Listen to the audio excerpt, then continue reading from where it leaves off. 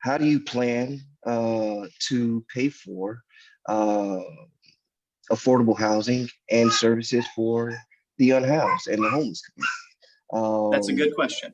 Yeah, thank you. So absolutely. So there are going to be upfront costs, right? And that's something that will have to have some public funding behind it, right?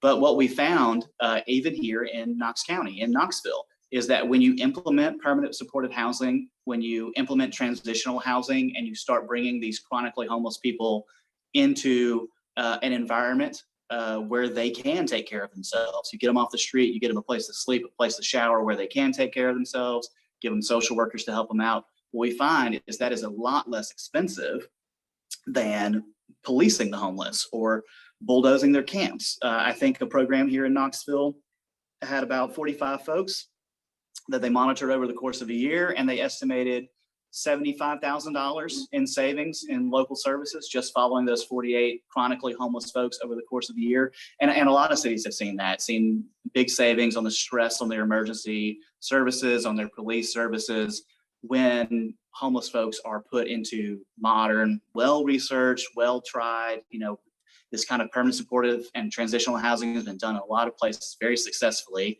and we find that saves money. So it has some expenses up front, of course, but in the long run, a lot of the things I'm proposing pay for themselves. So where do we get those upfront expenses?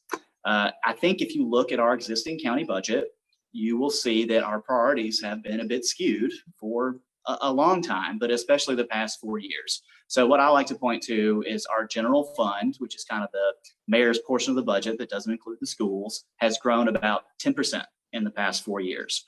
But our budget for public health and social services has grown by 0%. We've had 200,000 people move into Knox County in the past several years, and we are not spending any more on our social services now than we were then.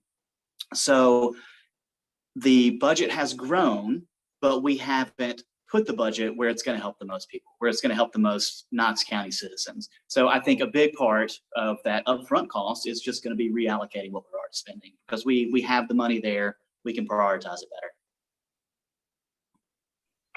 I'm really happy to engage in this conversation, and I think these are the right questions that folks are proposing.